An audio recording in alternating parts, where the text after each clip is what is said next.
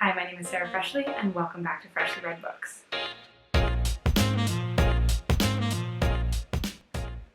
Very good. So as I was preparing for this video, I thought I'd really like to have a glass of wine with this one. And I was like, well, I must have a bottle of Argentinian wine because I mostly buy South American wine. And turns out I do. This is Lost City, which I feel like is very appropriate. And also the label on it, I really love. And of course, the reason why I wanted Argentinian wine was because we'll be talking today about The Dangers of Smoking in Bed by Mariana Enriquez. And this is really good. So if you're looking for a good Merlot recommendation, this is one. Okay, I don't even have my list of topics. So focused on getting that part ready. Ooh, wow, I really blend into the background with this shirt. And I'm drinking wine in a white shirt. Look who's confident. Okay, so Dangers of Smoking in Bed. This is, of course, shortlisted, or was shortlisted, for the International Booker 2021 prize. It did not end up winning, as we know at this point, but of course I still want to talk about it, as I'll be talking about all the books from the shortlist. And just as an initial, what did I think? Well, let's start with synopsis. What's the book about? Well, then we'll get into what I thought. So this is a collection of short stories that are in like the horror genre. They cover a wide, not even actually a wide range of topics. It really is specific to grief, poverty, loss, death, anxiety. That's the one I'm missing. I'll admit it's been a bit since I finished reading this one, so I have like particular stories that really stick out in my mind that I'll be talking about, and some that I probably won't be mentioning at all. So if you were looking for a video that digs into each of the stories, this is not that. So as far as my thoughts on this book, I would say enjoyment-wise, this was the third to the top book that like I enjoyed the most out of reading the books from International Booker this year, which for me was just the shortlisted books, and also I read Minor Detail and The Perfect Nine. That being said, it didn't really strike me as being specifically Booker. Reading through it, I wanted some like punch in the face that was like, this belongs in Booker, and this belongs among the other books that have won this award or that get nominated for this award, and I didn't really get that. But as a whole, I enjoyed it, which is great because typically I don't really like horror, but also I don't think I fully have understood horror, or I don't know, maybe not just given it a chance in general. Like, I love thrillers and like suspense, all that, but once it gets to the grotesque, I've typically avoided it, but I've learned, I feel like, a lot from the experience of reading this book, so I'm actually very thankful for it. Specifically, after reading it, today I was watching an interview with Mariana Enriquez, as well as her translator, whose first name is Megan, and I can't remember her last name right now, but I'll put it here. But I was watching an interview with them for this book festival, and it cleared up a lot of things for me, and I've learned a lot. So I am thankful to this book and that interview for the opportunity to learn, but still, if I'm going on my gut reaction about the book, it didn't feel very Booker to me. And even the place that I put it on that list, I didn't love the books this year for International Booker, specifically the ones that I read. I didn't really dislike, well, no, there's a few that I disliked, but we'll save that for those videos. But for the most part, like, I liked them enough going through them, but there was really just like one standout that was like, wow, I loved it. And then the other ones were just like, okay. And then there was the ones I didn't like. But there was a big disparity between like the book that I loved and the ones that I was basically, and the rest of the books that I read. Okay, but in standard freshly read books tradition, we are going to go through the themes of this book, or these short stories, I guess. And really, we're just going to go through three themes. These are, as usual, the ones that were my favorites. This does not necessarily mean these are all the themes that were covered. In fact, I know for sure these aren't all the themes that were covered. But the ones that stuck out to me and that I most enjoyed either while reading it or in particular one that I learned more about after when I was watching that interview, and I gained a greater appreciation, and I'd like to share that with you in case you go about reading this short story collection. Okay, so I want to start with the theme of poverty throughout these short stories. I think that there's this discomfort that comes with acknowledging poverty, that comes with homelessness. Discomfort as in people would prefer not to talk about it and would prefer not to see it when walking around a downtown city. And I think that this book kind of shoves it in our face, and it adds a level of discomfort because it's horror. And so as a reader, you're going through, and it's not a good feeling. It's not a comfortable feeling. I mean that in a good way, because you shouldn't be comfortable reading about these things. But there are specific stories that really dive more into it, like The Cart, which is basically about somebody that pooped in the road. Just to say it how it is. I believe it was Rambla Triste that was about like a smell permeating a city, and to me that kind of fit into it as well, like and it's like a foul smell, and being like, while you're outside, like you can't ignore this thing that exists. You can't ignore these people that exist. So I found that those two stories specifically like had this about them, but I really think the discomfort of the whole thing could be likened to the discomfort of having that discussion of talking about poverty, and a lot of the characters or families within these books are not the wealthiest people.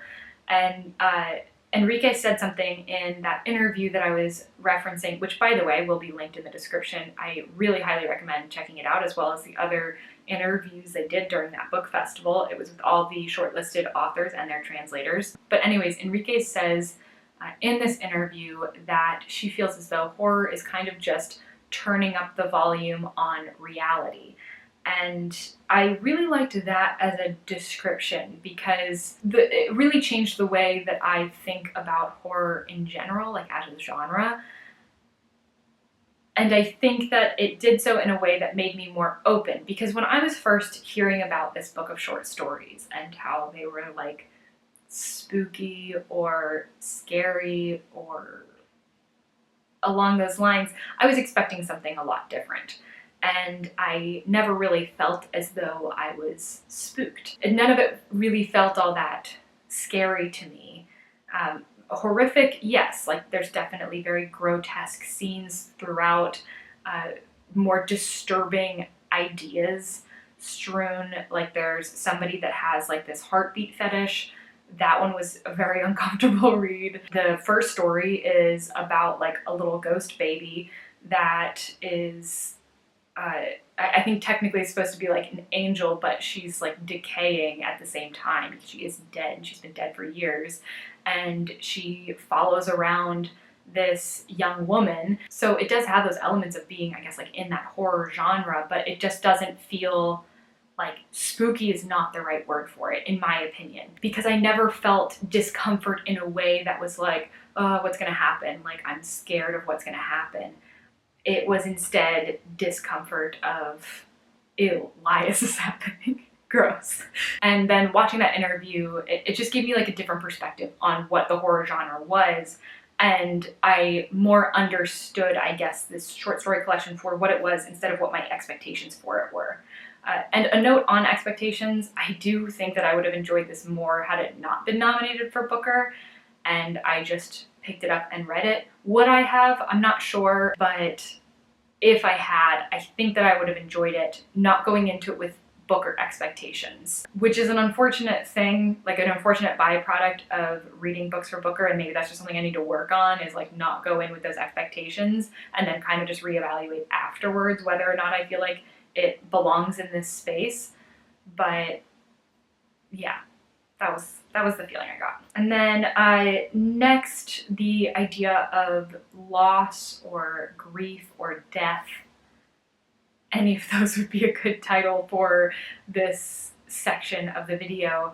Like, this was for sure the most obvious theme that like kind of smacks you across the face in a lot of the stories, and it just kind of like permeates. Like, you always have this feeling of loss, from it starting with a story about a dead baby angel thing to the longest story being about these children that are kidnapped and killed, and then their ghosts coming back to haunt the city. So this is one that I already knew that I wanted to talk about before watching the interview that I watched earlier today, but in watching that video, a lot of points were clarified to me, or maybe more meaning was put behind this for me. So I didn't realize Argentina's past with dictatorship, or specifically, I hadn't realized that 30,000 children were taken from their families, their parents tortured or killed, and